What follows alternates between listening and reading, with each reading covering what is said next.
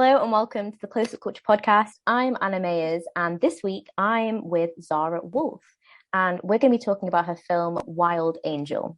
Wild Angel follows the coming of age journey of bisexual teen Angel as she navigates the first steps in pursuit of her dream career. Zara recently sent me her film to watch, and it was so cool to see something, I don't know, that felt very familiar in things that we're used to, like with euphoria and coming of age stories, this idea of summer and this endless idea of love and light and excitement. But it also felt so new and cool. And I don't know, we saw characters that I guess we see in our own lives. And it was super exciting to I don't know, this was a character who I really related to in this idea that she kind of knows what she wants. She's happy to kind of follow trends. She's a bit of a teacher's pet. And I don't know, in these coming of age films, it's always someone crazy like Saoirse Ronan and Lady Bird. And it's like, no, I'm just a normal person, like living my life. Why do I have to be this crazy character? So it was really cool to relate to Angel. And it's so cool to have Zara Woolf with us today, the writer, director, producer, executive producer extraordinaire of Wild Angel. I've given a quick kind of review and intro of you, but it would be amazing, Zara, if you tell us about your life career so far, because I'd love to know. Sure. Oh, well, firstly, thank you so much for having me. And okay, a little bit about me, and also thank you so much for the kind words you said about my film. No one's ever said so many nice things all in one go. It feels so lovely. But a little bit about me. So, I started making films when I was 18 years old. Up until then, I was really passionate about becoming an actress. And I basically wanted to take a much more proactive approach to pursuing a career. Because I feel like a lot of the time, even with acting, like the way that people succeed is by doing a bit of producing too, or a bit of, because you've got to like get your foot through the door by kind of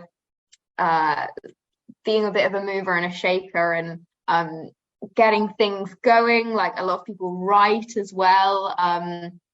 So I kind of just thought, well, I've had enough of just waiting for permission to be able to do what I'm passionate about. I wanna make a film. So that's when I decided to make my first film, and that's kind of been my bigger passion since then. That's super exciting. And I often think it's really cool when kind of people go into different zones of the industry, because it's the sort of thing, if you know how to act, actually, you'd possibly be a great director because you know how actors like to work, you know the sort of things you want as an actor. So yeah, I know definitely what you mean. This idea of being able to get successful in like an area, actually it helps to be successful in the few areas around it. So that's really cool. Thank So you. how many films have you made before Wild Angel?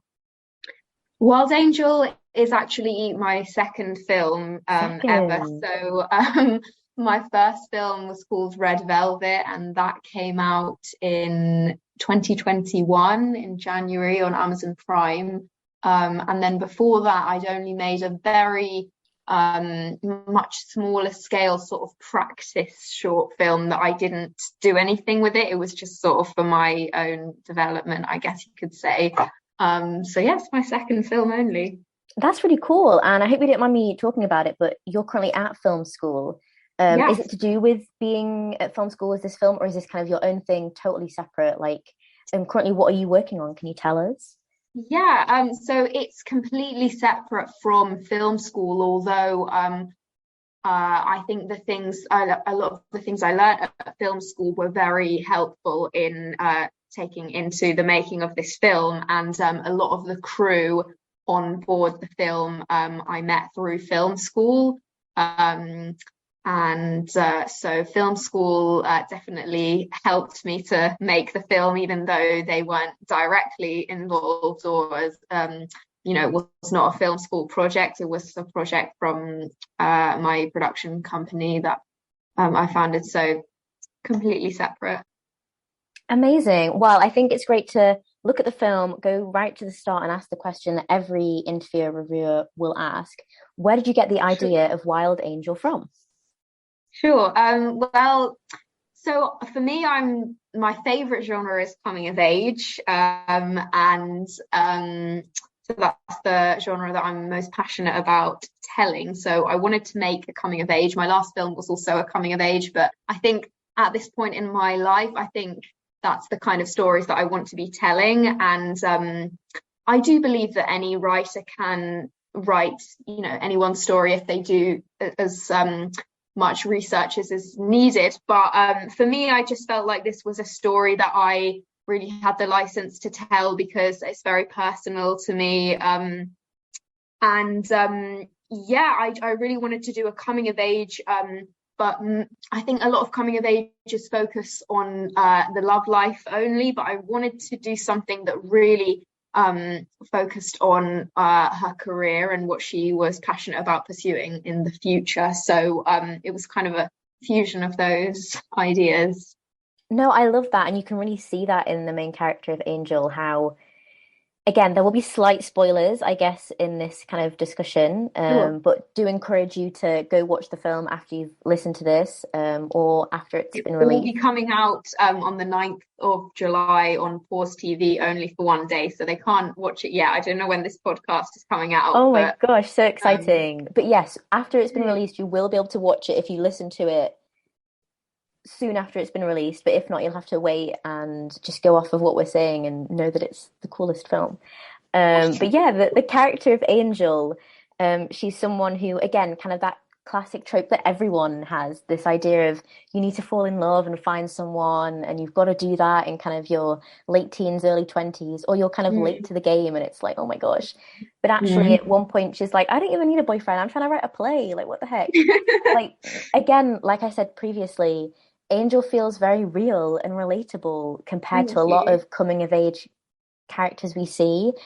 Mm. Where did she come from? Do you see yourself in her, or is she someone completely different to you? I think with both of the main two characters, Angel and Skylar, I put a little bit of myself into both of them. Um, the character of Skylar, the sort of supporting lead, was actually very inspired by the character of Maddie from Euphoria. But for the character of Angel, I definitely see a lot of myself in her, but she is me, but I also just added a lot of other sort of personality traits into her that are not necessarily come as part of me, like sort of maybe came with me when I was a bit younger. So maybe a little bit of reluctance and not knowing sort of how to get my foot through the door and start doing things and maybe a bit of, did I say shyness? I don't know. I think I said shyness, but a little bit of someone who just needs a little bit of a push and someone who's been restrained, I think, throughout her life, maybe by school or like sources of authority that have sort of really put her in a very tight box. And she's just like coming to the end of her school career. And I think that's like the time where she actually realizes that she can step outside that box and that mold that's sort of been created for her and experiment and see who she really is, if that makes sense. No, it really does. And I think, like you said, Skylar kind of being inspired by Maddie from Euphoria, it really shows how, I don't know, when we're growing up, we kind of choose a personality and we kind of stick with it. And again, like I Mm. said before, whether she's more the teacher's pet or someone who wants to please everyone, make everyone happy, like, whereas Skylar's is very kind of unapologetic, like, why am I doing anything for anyone? Like Mm. why? I've got a life to live. And I think that's so great how you can see the kind of comparisons between them. And yeah, I think they were really strong characters. And I'd love to talk about the characters a bit more.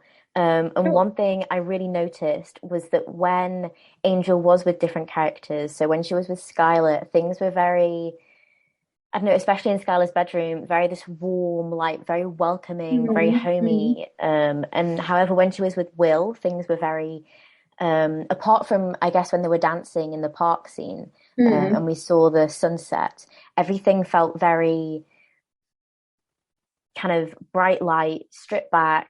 I don't know, kind of real life, whereas Skylar felt like a Mm. dream. That's kind of what I saw, but I'd love to know was there point behind any of these? Was it just whatever Yeah, lunch was available? Like, tell me well, about the my characters and their styles and what it means. Okay, sure. So my production designer slash art director was actually my best friend Elise, and we sort of had a discussion about the colors that we wanted to be associated with each of the characters. For Angel, her color was kind of pastels, and her room is lilac. I do love her Um, room. Her room is actually one of my producer's bedrooms in real life. I love it. But we just completely like changed it all up. Like she had loads of posters and pictures absolutely everywhere, and we just stripped everything back to make it super kind of minimal.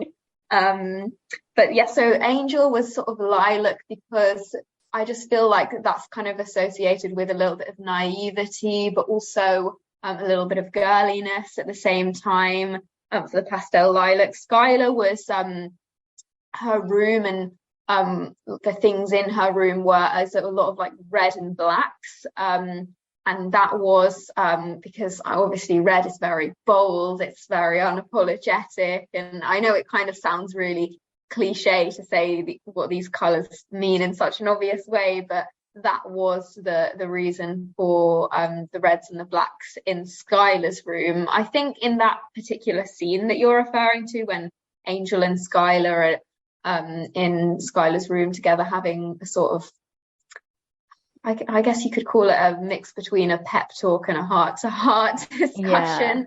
Yeah. The colours are very warm, and I guess that is because Angel is being quite vulnerable in that moment, and perhaps that is a safe space for her to do that. With Will, the color palette for his room, we kind of went with like, well, the bedspread was yellow, but it doesn't feel very yellow. I think it feels quite desaturated and bright. I think, well, we knew that for the kiss scene with those two, we wanted it to be very sort of sunset vibes with the light streaming through the window. So I think it was kind of like a almost too good to be true, like heavenly light kind of shining through the window that almost makes you question, like, this light is so bright, is it even real? Is it really realistic? Like, what's going on here? So maybe it's a little bit too extreme with like the heavenly vibes that makes you sort of question it a little bit. And there's lots of scenes, there's a little montage of them in the woods together. I think we used quite bright lights there as well. It's just to sort of set up this. Okay, I feel like I've said enough. Yeah, I get it. No, I get it, and I appreciate it. Like, it's cool though to see kind of what you intended and wanted, and me as a viewer what I got out of it, because it's the sort of thing every person who watches it will see something different. Some will just be like, Skylar just has an orange lamp, like, get over it. Whereas a lot of people will be like, oh, it shows this kind of dreamy space or warm space, like you say, she's vulnerable there. So it's really cool to see the interpretations, and I think one of the big elements of this and the interpretation is Angel's wings, that she's slowly starting to grow them and becoming this new character, this new person, this who she's truly meant to be. And I'd love to know, kind of, was that from the start, this idea that Angel is an angel? I think the idea of her being an angel is not real. It's kind of a little hallucination or a little thing that she imagines herself with the wings in the mirror, kind of to represent how I think she's seeing herself with a lot of respect when she looks at herself in the mirror and she sees the angel wings. I think she's learning like to appreciate herself a lot more and to view herself as this, well, for that very small moment in time, like ethereal being.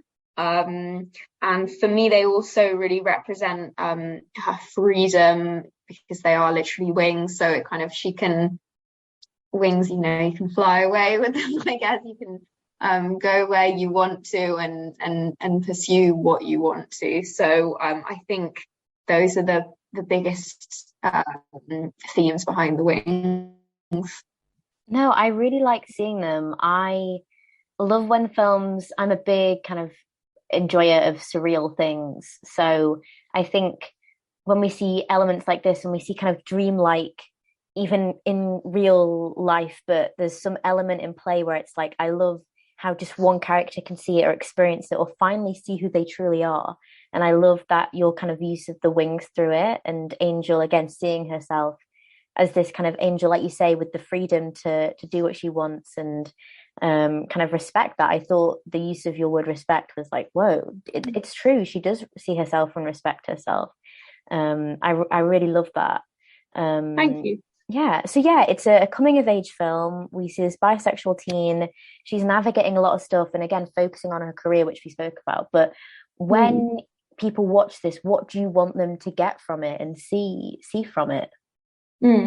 I think the main message that I really want to push with this film is that young women should feel free to pursue what they are passionate about, anything that they're passionate about with like drive and tenacity, and not be afraid to, I know it sounds really cringy, but to reach for the stars essentially.